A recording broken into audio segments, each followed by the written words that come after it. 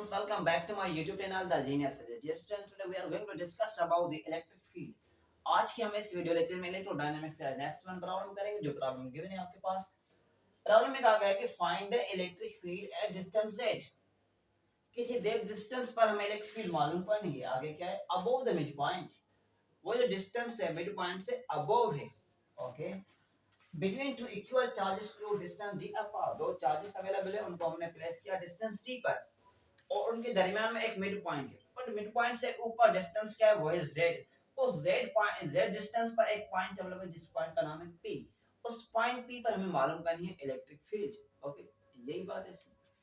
ठीक है, इस चीज को मैं ग्राफिकली मेंशन कर लेता हूं। हमारे पास कुछ इस तरह डेटा है। ये इसको मैं थोड़ा सा नीचे कर लूं ताकि जो ना आगे से क्लियर हो जाए। ये हमारे पास एक डिस्टेंस, ये जो डिस्टेंस है यहाँ से लेकर यहाँ तक, इस डिस्टेंस को मान लें दिस डी डिस्टेंस। और डिस्टेंस क्या है? डी। यहाँ पर एक चार्ज प्लेस है और यहाँ पर भी एक चार्ज प्लेस। और क्या है?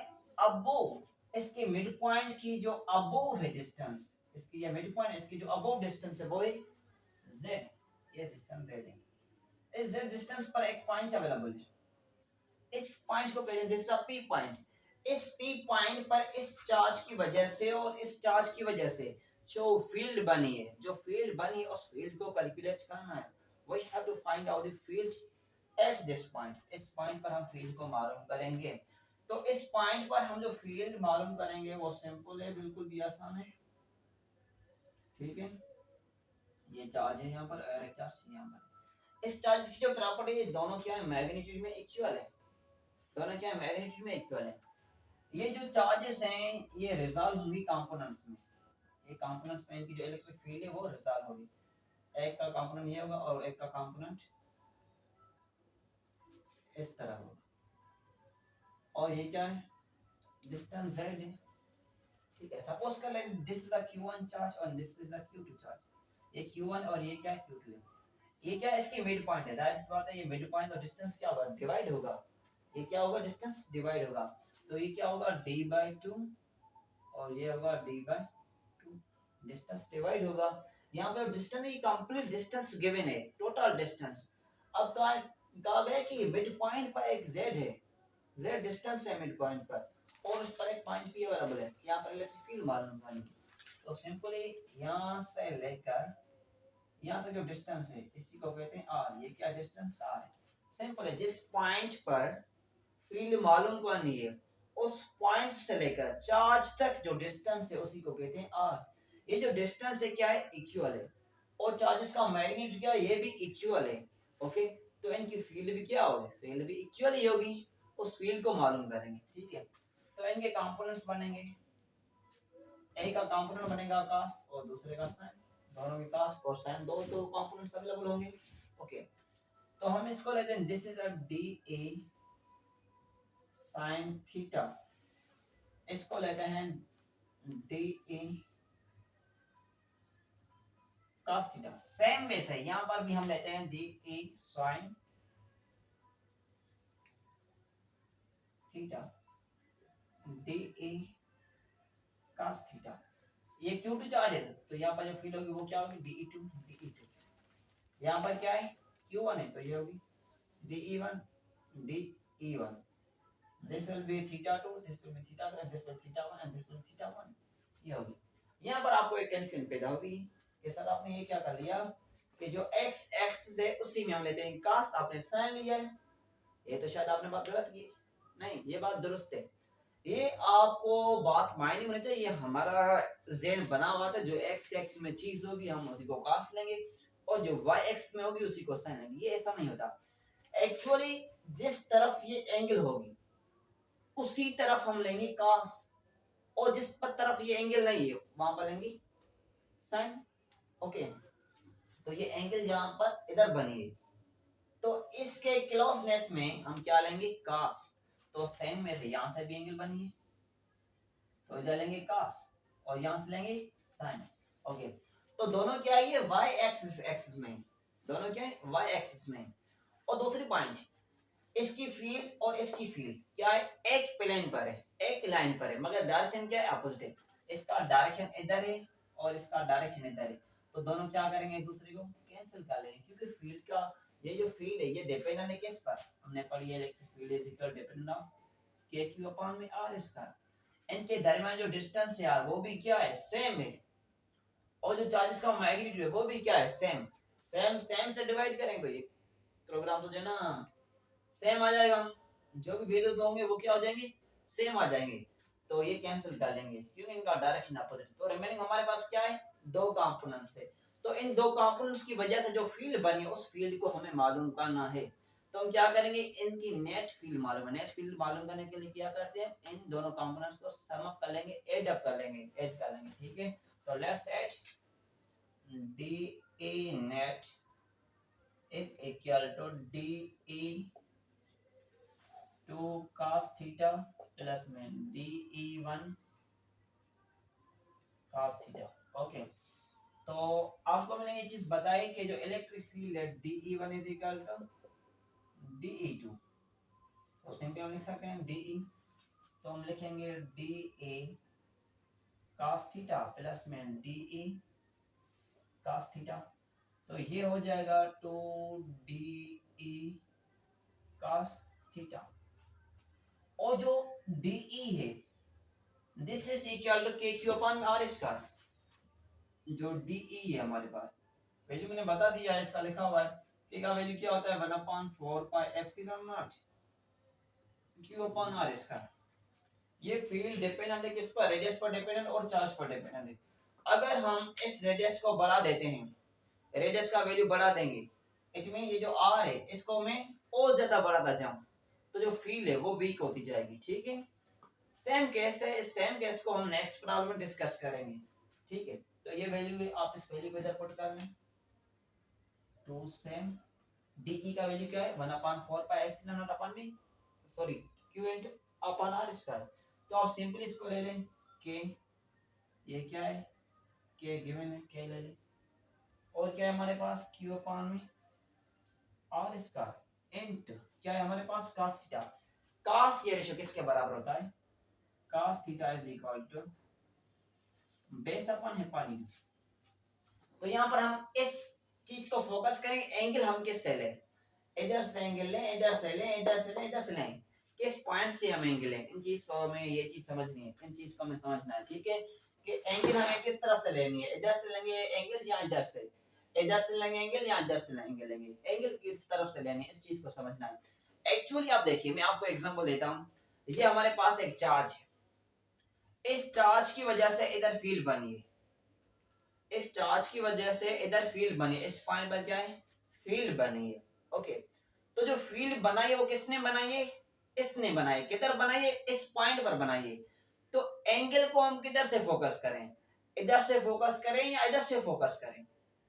एक्चुअली जिस पॉइंट पर फील्ड बनी है उधर से हम एंगल को फोकस करेंगे, उधर से हम एंगल को फोकस करेंगे जिस पॉइंट से एंगल बनी है। तो सेम वे मैं आपको एग्जांपल दे दूं, जनरल एग्जांपल दे दूं, कैमरा मेरे सामने है तो एंगल में किधर से फोकस करूंगा, जिधर से मैं खड़ा हूं, जिधर से मैं लेक्चर दूंगा उसी पॉइंट से मैं उसी मुताबिक मैं कैमरा को सेटअप कर लूंगा। तो जिस पॉइंट पर हम खड़े हैं उसी पॉइंट के बेसिस पर ही हमें एंगल को फोकस करना होगा। तो सेम वे थे, इस पॉइंट पर फील्ड मालूम बनी तो इधर से हम इन चीजों को फोकस करेंगे एंगल्स को, ओके। तो ले लेंगे एंगल थीटा और ये भी ले लें एंगल थीटा। तो एंगल के जो सामने वाली साइड होती है उसी को कहते हैं परपेंडिकुलर। तो आप इसको लेंगे कि दिस इज अ परपेंडिकुलर, ये क्या है हमारे पास परपेंडिकुलर, इसको लेंगे हाइपोटेन्यूज, और इस जेड को लेंगे दिस इज अ बेस, ये क्या है, ये बेस है। तो cos theta is equal to base upon में हाइपोटेन्यूज, बेस क्या है, base is equal to what, Z, और जो हाइपोटेन्यूज है वो क्या है, वो है r। तो cos थीटा किसके इक्वल हुआ, z अपॉन में r। तो सिंपली आप वैल्यू पुट करें z अपॉन में r, ओके। तो आप इसको लिख सकते हैं 2kqz अपॉन में r स्क्वायर मल्टीप्लाई r, तो ये हो जाएगा r क्यूब, ठीक है। अभी आप r क्यूब का वैल्यू मालूम करें कि r क्यूब किसके इक्वल है। मैं इस चीज को रिमूव कर लेता हूँ ताकि हम रिमेनिंग डेरिवेशन को इस सेक्शंस में कंप्लीट कर लें, ठीक है। इसको रिमूव कर लेता हूँ। तो हम इस r क्यूब का value use by using Pythagoras theorem को यूज करके हम इस r क्यूब का वैल्यू मालूम कर सकते हैं। पाइथागोरस थ्योरम हमारे पास होता है hypotenuse square perpendicular square sorry base square plus में परपेंडिकुलर बात सेम है, बेस स्क्वायर परपेंडिकुलर स्क्वायर 1 + 2 या 2 + 2 इक्वल टू 3 होगा, सेम ही है, ठीक है।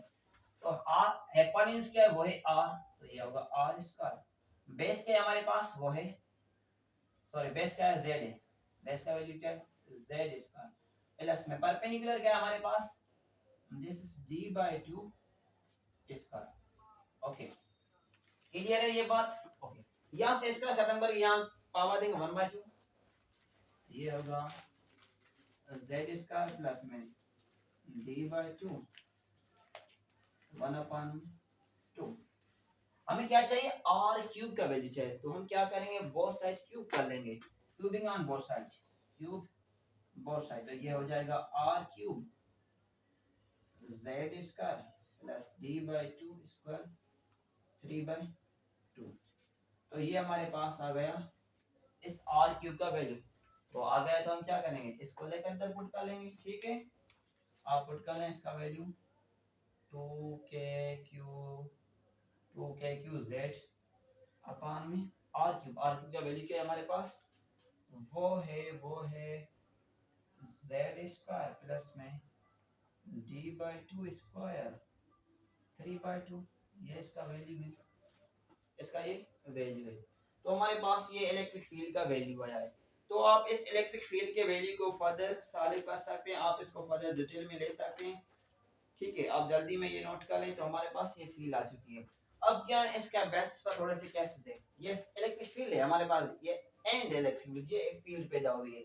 आप इसको रीअरेंज करके लिख सकते हैं, कैसे कि हमारे पास के का वैल्यू क्या होता है 1/4 पाई एप्सिलॉन, ये वैल्यू पुट कर लें तो ये होगा 2q अपान में 4/एप्सिलॉन z स्क्वायर प्लस में d/2 स्क्वायर 3/2।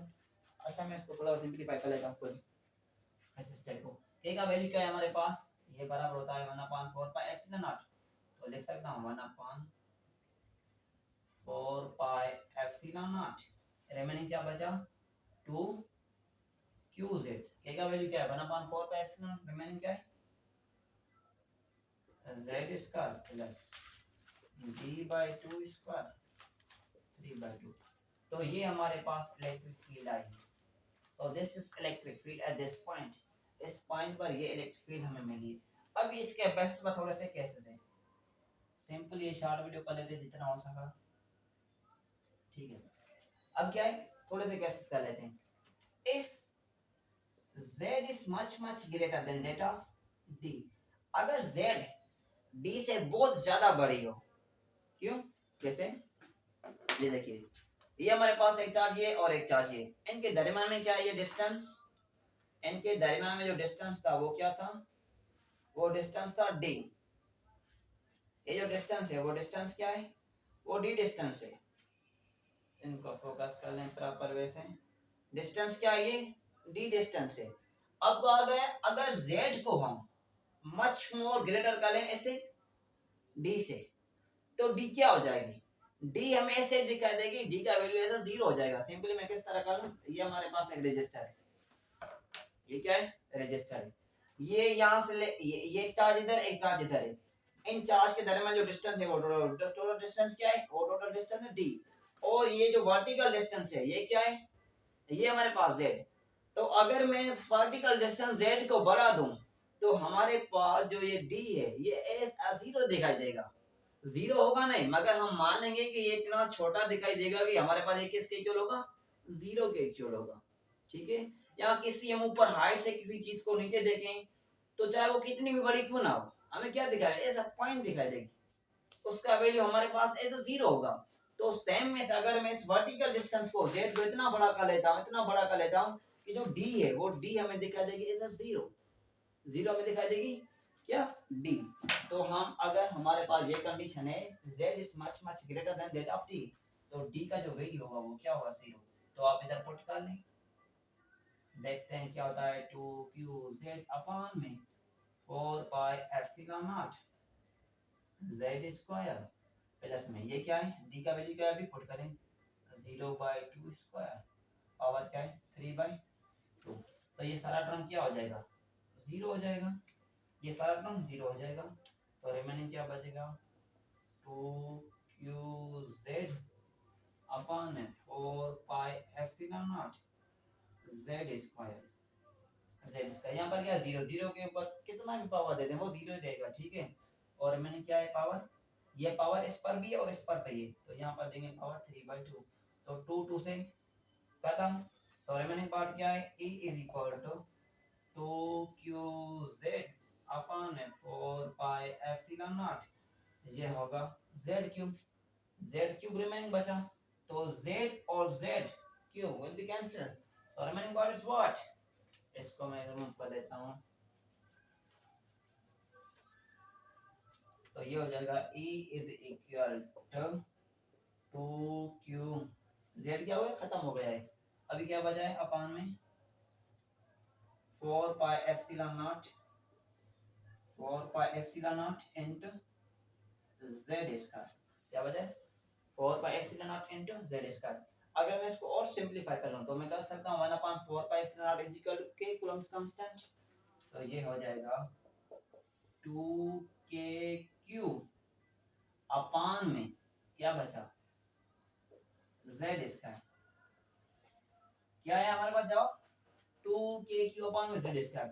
तो जब हम इलेक्ट्रिक फील्ड मालूम करते हैं किसी एक पॉइंट पर, जब ये कंडीशन नहीं होती हमारे पास, सिंपली हमने जो सोर्स चार्ज पॉइंट चार्ज होते हैं उसकी जो इलेक्ट्रिक फील्ड मालूम करते हैं वो आती है हमारे पास k अपान में r स्क्वायर, ये आती है। इसमें और इसमें क्या डिफरेंस है, यहाँ पर है 2k अपान में z स्क्वायर, यहाँ r स्क्वायर कर सकते हैं आप, हमने डिस्टेंस z लिया तो z ही लेंगे यहाँ पर 2k अपान में z स्क्वायर।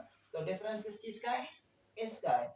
जो पॉइंट चार्ज पर, पॉइंट चार्ज की वजह से जो किसी पॉइंट पर फील्ड मालूम करते हैं, ये जो फील्ड है उससे क्या है ट्वाइस आई है, ये वैल्यूज क्या है दोनों की सेम है, मगर जो इलेक्ट्रिक फील्ड है इस केस में क्या है वो ट्वाइस है, डबल आई है। तो इस तरह से हम सीख सकते हैं कि जो इलेक्ट्रिक फील्ड मिलेगी as compared to this one वो क्या होगी, ट्वाइस होगी, थ्राइस होगी, 4 टाइम होगी, 5 टाइम और जो भी हो, तो क्या होगी वो होगी ट्वाइस। तो ये है इलेक्ट्रिक फील्ड, ये है problem. Okay, so I think that's the way. If you have any question, you can comment. Okay, thank you.